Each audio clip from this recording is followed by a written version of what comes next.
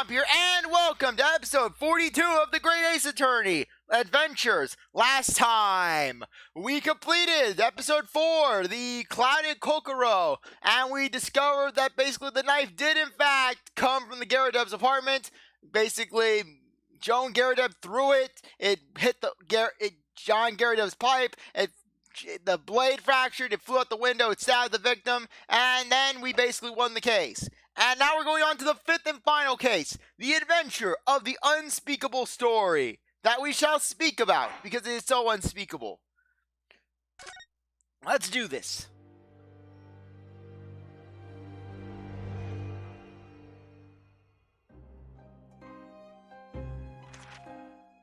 It's coming! Sholmes's cry pierced through the thick wall of fog around us. Wisps of vapor flowed over the pistol as I cocked it, and I waited, breathlessly, in the stillness. The silence lasted for what seemed an eternity, until, at last, it appeared. From the shadows of the cloud, an enormous beast sprang out upon us. A hound it was, but not such a hound as any mortal has ever seen. Its eyes glowed with a smoldering glare. The whole of its ox-sized body was outlined in white-hot flames. Its rumbling pant and hideous howl, so terrified was I that I began to tremble with fear. "Look well, Wilson," Sholmes declared, gazing upon the mystical beast. "For this is the diabolical hound of the Baskervilles."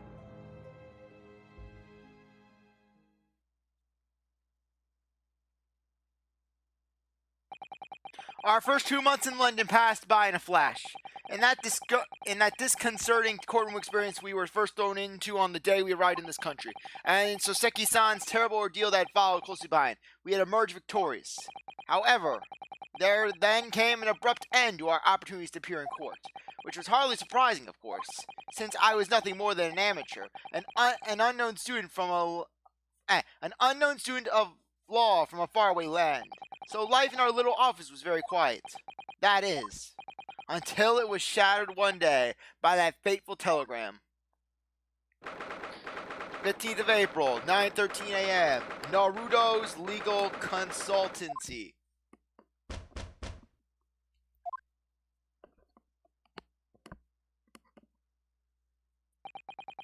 That morning, I was woken by the unreserved knocking on the door by the telegram boy, but after he'd gone, Susato-san's behavior became very obviously strange. Susato-san? Yes? Is it time to leave for court already? Let me see. What case is it today? I don't think I'm scheduled to defend anyone at the moment, am I? Oh, no, of course not. How silly of me. But I think Iris said she would make us breakfast this morning. So, shall we go down to Mr. Sholm's suite? Yes! Iris makes the most delicious breakfast food. She does, doesn't she? And once our bellies are full, we can leave for court in fighting fit form. Now let me see. What case is it today? Here we go again. Let's examine the office. First off, we have to check. What? They are not letting us check the freaking ladder? Why? I investigated this thoroughly, but I can't find anything out of place. Oh, come on, game. Don't do this to me. That spade has been here since we started renting the place. Oh, that's not a spade, Naruto-san. It's a shovel. No, shovels are for digging. That's for scooping up loose material. It's a spade. No, spades are for digging. That's for scooping up loose materials. It's a shovel. I don't want to dig a hole for myself, so let's leave it. Yes, I love how Phoenix descended from he descended from the spade versus shovel argument. I wonder what side Phoenix would be on. Okay, let's just search around. The furnace. It's spring at last, and the weather is warmer now. But I love the smell of fire and the steam rising from the kettle. Oh, would you like some tea, Naruto-san? Thank you, Susato-san, but I'm alright for now. With the green tea Susato-san makes me from time to time, and Iris's unique herbal infusions, this place is paradise for a true tea lover. Green tea is such a wonderful accompaniment to British tea cakes, don't you think?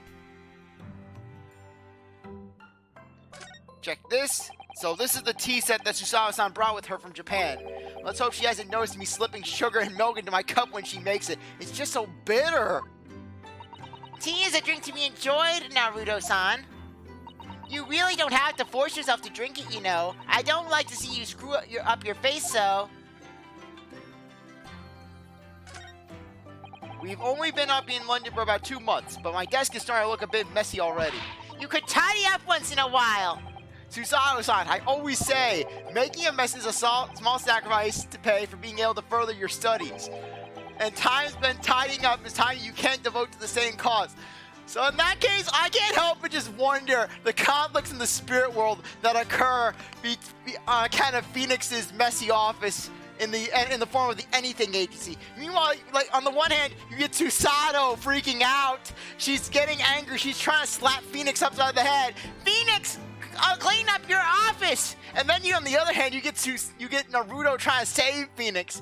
And then Maya's she's watching in the background. She's scared. Nick! Yeah, Maya? The ghosts are fighting again! And time spent on ridiculous arguments is time that can be spent on simple homework. She wins, but I'm supposed to be the lawyer here. Ah, the Daruma doll I brought with me from home. Still with only one eye colored in. I said I'd color the other eye once I finished my first court case here in Britain, but you have one, haven't you? Twice, in fact. Because I feel as though I'm still lacking as a lawyer. I'll tell you what, why don't you color the other eye in once you think I'm a proper, fully fledged lawyer? If you insist. Scales. Mess.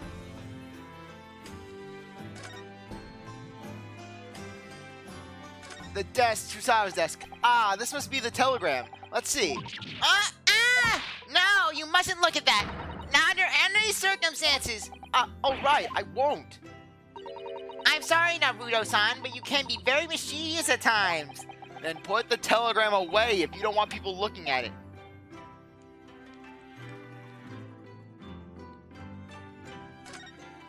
The turtle tank, I don't know.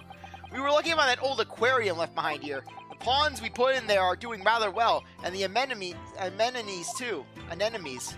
It's a wonderful invention, isn't it? The sea, behind glass, inside your room. Another example of great brain's greatness. Having to clean it out and change the water isn't so great though, is it?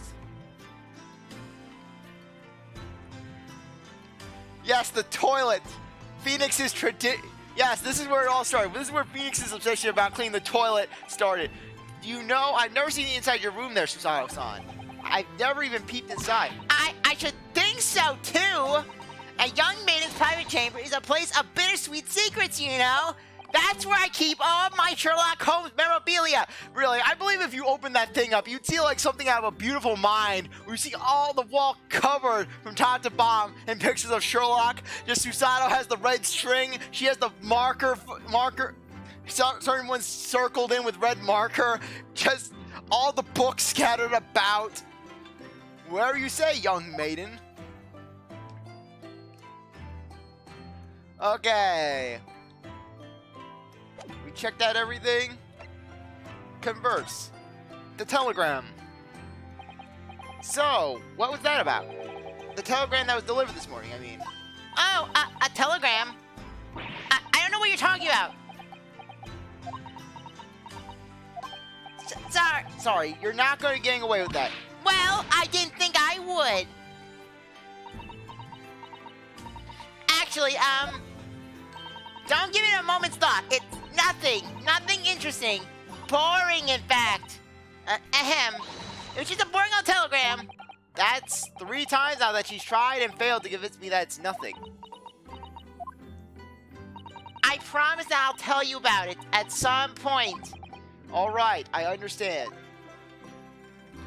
So Seki-san, I suppose Soseki-san will have a ride back in Japan by now, won't he?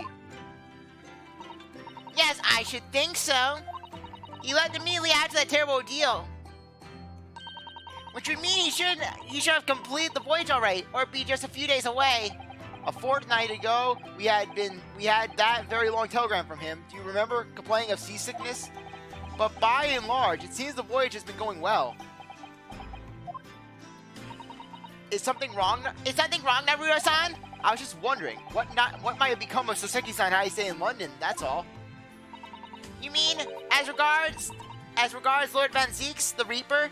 And then at that exact moment, a giant squid attacks Soseki's ship.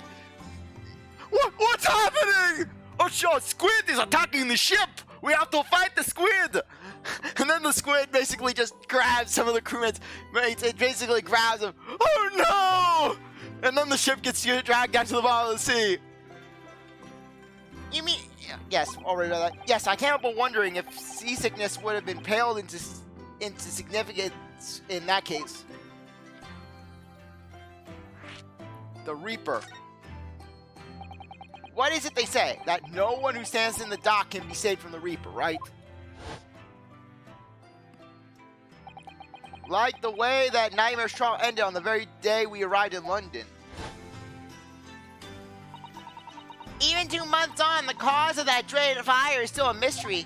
Yes, but at least Soseki-san is safely out of the country now. Presumably that means that the curse of the Reaper can only take effect within the confines of the city of London, perhaps. Even if that's the case, it's little comfort. I have a terrible sense of foreboding. If the legends of the Reaper is to be believed, it would mean that he wields the sword of justice himself. Time to think of it. I wonder what he's been up to these past 2 months. Surely not wielding that sword against more acquitted defendants. And then meanwhile, in Van Zeek's office, he's writing a book on his observations of Naruto. The Nipponese, the nuance of the Nipponese. I, Lord Varrock Van Zeeks, am writing this book to tell you, future generations, of my observations of coming into contact with the Nipponese. Based on what I have seen from this defense attorney, they love to bluff within the confines of the courtroom, and to basically never give up, a most bothersome feature of their personalities. I have twice over the 3 times over the course of 2 trials, I had convicted a defendant only for the Nipponese to not surrender and to overturn the verdict with the summation examination, which, by the way, is completely outdated and antiquated and should hopefully be null and void by the time this book has reached its 50th anniversary. So I raise my glass in toasting. Just Van Zeeks in his book. No, I don't think so. Apparently, Lord Van Zeeks has appeared in court once since our last encounter. Oh.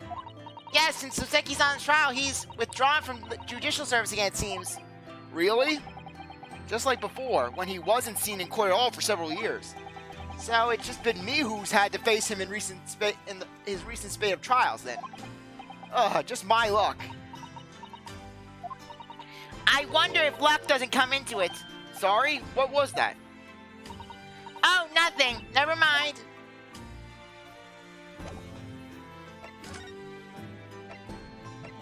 Home sweet. Thought Susato would have had more of a joyful remark, that she lives in Holmes' house. The 15th of April, Holmes' suite. Morning, Ryunos. Morning, Susie. Good morning, Iris. Iris? What is it, Runo? What is that terrible noise? It sounds like a cat being strangled. Remember last week when we had that intervention with Holmesy? Yeah, about his opium addiction? Yeah, I remember that he started crying and then threw a rock. Well, I decided to put my foot down. I got rid of all of his opium last night while he was sleeping. And, well, he hasn't taken too kindly to it. Ah, yes, you noticed that, didn't you?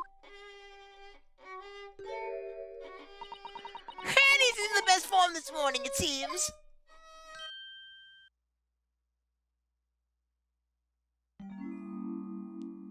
Hello. Hello, Mr. Sholmes. Good morning. A good morning to die, perhaps. My opium is gone. There is no reason to live. Life is so drab. Has something happened, Mr. Sholmes? You look miserable, and the way you were playing the violin before. My analytical mind is dead. Music is dead. The world is dead. Damn this blanched existence! That's all it is, my dear fellow. Nothing of consequence. I'm afraid I don't understand. Well, Iris, isn't it time we ate? Some dry toast and insipid coffee for me, if it's not too much trouble.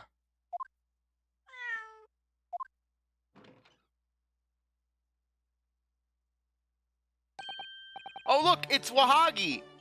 Wagahai. Good morning. Good morning, boy.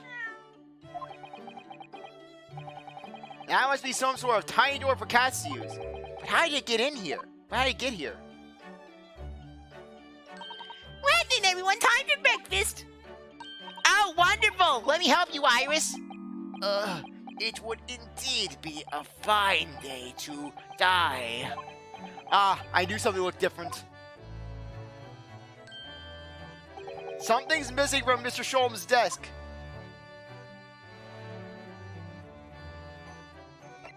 Examine. We'll start left to right this time. Right to left. This is where Iris notes her ideas down, isn't it? Let's see, what does it say today? Ah, the Boscombe Valley Mystery. Oh, how intriguing! It must be the tale of Iris's latest work. Oh my! I wonder what fantastic tale awaits us. Susato-san looks like an angel, but I bet she's dreaming of the most unsavory crime you could imagine. I know how you can hide a body without anyone ever finding it, or kill someone and make it look like an accident, Naruto. Tea. Iris's beautiful tea set is there on the table as usual. A cup of one of her special herbal blends always helps me to relax when I'm feeling the strain. The English pastime of tea has many similarities with our own tea ceremony customs, don't you think? It's the idea of hospitality behind it. That's the essence of tea. These are all mementos of Mr. Sholmes' past crimes, I think. If he had been involved in my case, I wonder if the beefsteak from La Carnival would be on display here. A mystery shoe, a curious hammer, some mysterious dancing man, a bust of Napoleon. Ah, one in transit collection. It looks like an untidy assortment of junk to me, rather than like what's on my own shelves. Well, you really ought to learn to keep your things in order, Mr. Naruto. No, not favoritism there. No favoritism there at all. Iris in her chair. That's a charming little white shelf, and full of charming little bottles too. But the contents of them aren't quite so charming, it seems. Science is the future, Mr. Naruto. You can't deny it. And then basically Susato, she's right behind Emma during all her investigations. Emma, I don't know why, but I feel a presence. Ach, Fräulein, I didn't know you were not. Oh, Fräulein, you noticed. Not you, Fob. And then, just go away, Fob. And then Susato, you are watch your tongue, girl. You are talking to the great detective's descendant. He has great detective genes within him. I'm saving up money so I can buy some chemistry apparatus as well. Law, chemistry, takedown throws, what diverse skills you boast, Miss Susato. As useful as they are, I'm not sure that my throwing skills are worthy of inclusion on that list. Susato could always be the bad cop. Just no one's answering Naruto's questions. Susato just throws them. Susato takes them down. Okay, let's just search around some more. Come to think of it, I haven't seen Iris doing much writing recently. But there's paper stuff in the typewriter. Look, as if she's about to start. That reminds me. When I mentioned that Iris was in the process of writing a full-fledged novel, Mr. Natsume was most impressed. Ah, yes, Mr. Natsume. That's what I'll be doing too. Once I'm back in Japan, he said through tightly clenched fists and teeth. Okay, we checked out everything there. Let's head over to the center area. The fire's burning comfortably in the grate again today. It's a very different feeling to a Japanese hibachi somehow. Oh, look at the photographic print of a lady display on the mantelpiece. Could it be? Yes, it must be. It's the woman. Oh, how exciting. Is that supposed to mean something to me? The woman! Yes, it's Holmes' mother. Basically has the Kristoff look, has the crazy Kristoff glands. It looks like the huge metal chest is being used as a table for tea and coffee. It seems very sturdy, with an equally sturdy lock. Mr. Naruto, you mustn't go opening things. I always have to keep an eye on you, don't I? You're very mischievous. How did you come to that conclusion? Okay, next thing. There's all sorts on these shelves. Chemistry, apparatus, books, paper, and lots of things I've never seen before. It's all heaped up so high, I can't help but feeling that the whole lot is going to come toppling down at any moment. Oh, such charmingly untidy collection of paraphernalia, isn't it? It just looks messy to me, like my desk. But you, Mr. Naruto, must learn to tidy up after yourself. No favoritism there, then. Susato just cares about you, Naruto. Okay, nothing over here. Okay, next thing. Look at Mr. Sholmes' desk. It's completely clear. Isn't that enormous machine usually on it? We can never hope to understand what goes on in the great detective's mind, Mr. Naruto. Why, next time we're invited, we may find he's back, vacated the entire suite. That's scarily plausible, actually. Now, if you'll excuse... Yeah, I could just imagine Naruto and Susato. Ryunosuke and Susato. They come back from court one day. They see Sherlock running out of the apartment. It's on fire. Look, Mr. Holmes, what's going on? Oh, hello, Mr. Naruto. If you don't mind, I burned down the apartment for the insurance money.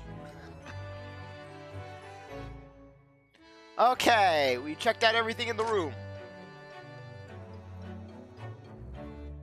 Let's talk to Iris. Wahagi. Wagahai. Mr. Natsume's cat seems to have settled into his new home then. Oh, yes, and I've been very attached to little Waggy.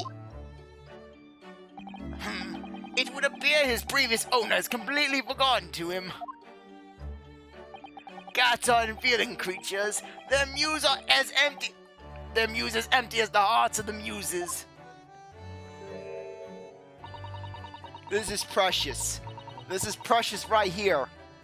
If Mr. Natsume had no intention of taking Waggy back to Japan, I wonder why he kept him in the first place. I expect he would have taken him if he could. But pets are strictly forbidden aboard steamships in our experience.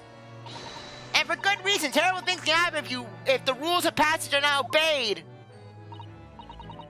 Well, I don't mind because Waggy is adorable. This is precious. Yes, he really is. Oh, yes. What about the door? I don't remember seeing that tiny thing in the main door before. Where did that come from? Oh, you noticed. You're observant, Runo. Look, I use this. It's my latest invention. What is that? I call it the cat flap pomade. Gosh, a machine for making doors just for cats. That's right. It can make a cat flap for a little furry friend like Waggy in seconds. And it can do it in any door at all, no matter if it's made of... Well, it's made of very powerful, you see. Wouldn't it have been quicker to just make the cat flap rather than make a machine to make the cat flap?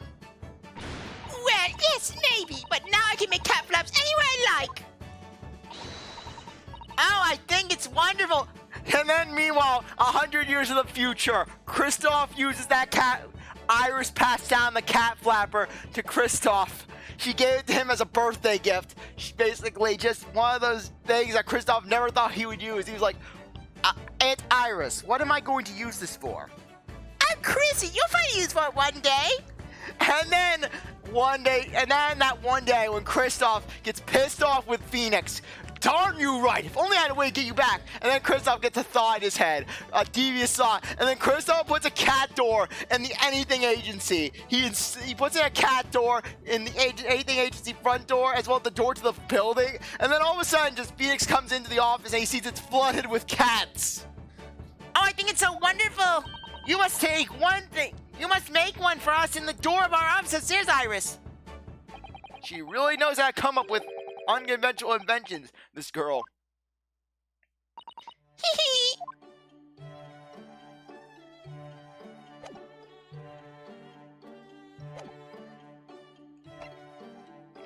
Present. Mr. Sholmes, could I ask you for your opinion about this? You lure me to raise my languid head with the promise of some mental exaltation. Yet in my morbid depression, I am confronted with the most mundane of problems. Oh. My mind finds greater stimulation in the unforgiving monotony of the floor than your miserable offering. Always glad to help. Oh, my head weighs heavy on my shoulders.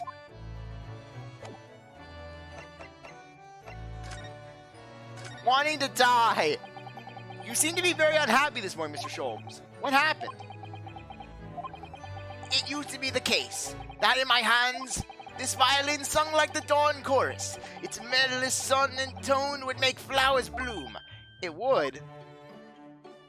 But now, the muses are unamused with me. The goddesses of music have thrown me over. Whatever do you mean, Mr. Sholmes? For hours I have bowed, for days even. Through the night I have endeavored to no avail. That sound, my tone, is lost. That brilliant, clear, unwavering tone, gone forever. No more recitals of unbridled emotion. Well, you haven't been practicing much lately, have you, Hurley? Don't worry, I'm sure it will come back to you in time. Heed my words, Mr. Naruto. The goddesses of the arts are fickle. One day they bestow genius on a man, the next they unmercifully withdraw it. Oh dear. Ah! Why is this happening to me? If they take the turn I have for the violin from me, what is left for pity's sake? What is left? Deduction perhaps? Isn't that what you're known for? The missing machine. Mr. Sholmes, I don't like to pry, but your desk looks rather empty today. Ah, well done, Mr. Susato. Your observation skills do you credit. Oh no, Mr. Sholmes, they pale into insignificance when compared to yours. You'd struggle not to notice, wouldn't you? You mean Hurley's great analytoscope? That's at Windy Banks now. Sorry, it's at Windy Banks. No, Windy Banks, the Spawny broker. The pawn brokery. Pawn what? You mean you pawned that Norse machine of yours? It has some considerable value, you see, quite undeservingly. But isn't it a very important machine for your work? I do wish you had consoled us if your situation had become so desperate. I should have gladly passed what little income I have to you. Dear madam, things are far from desperate. But the pawnbroker is your wonderful machine. How can it be anything but desperate? Making use of a pawnbroker is quite ordinary here in London, I assure you. It is. It doesn't seem ordinary at all. It would seem that neither of you fully understand how pawnbroking works. Oh, what's to understand exactly? How pawnbroking works. What did you mean when you said we didn't fully understand how pawnbroking works? To the people of London, pawnbrokeries are akin to banks. Banks? On Mondays, merchants relinquish their finest jackets and trappings to the pawnbroker of choice. With the money they receive in return, they are able to trade happily through the week.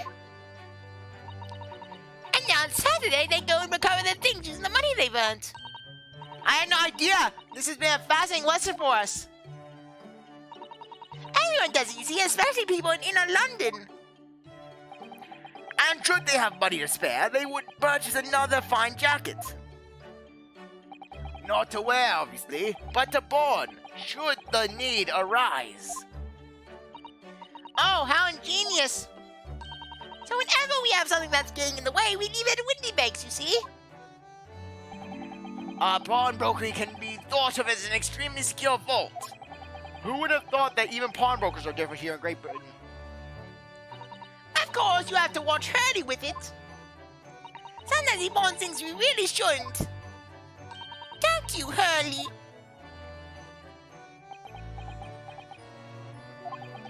What does it matter? The world is dead to me now.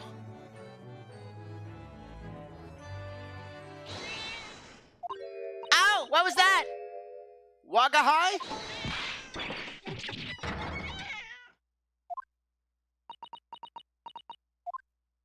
Leave it. It is dead to me.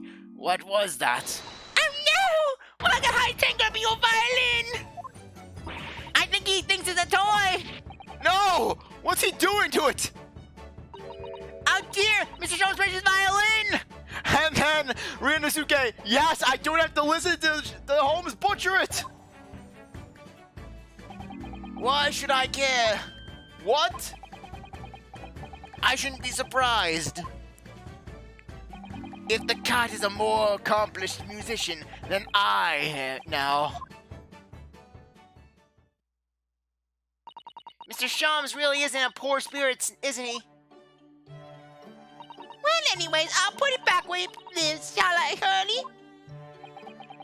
Well, out of the cat's reach if possible. Maybe we should assess the damage.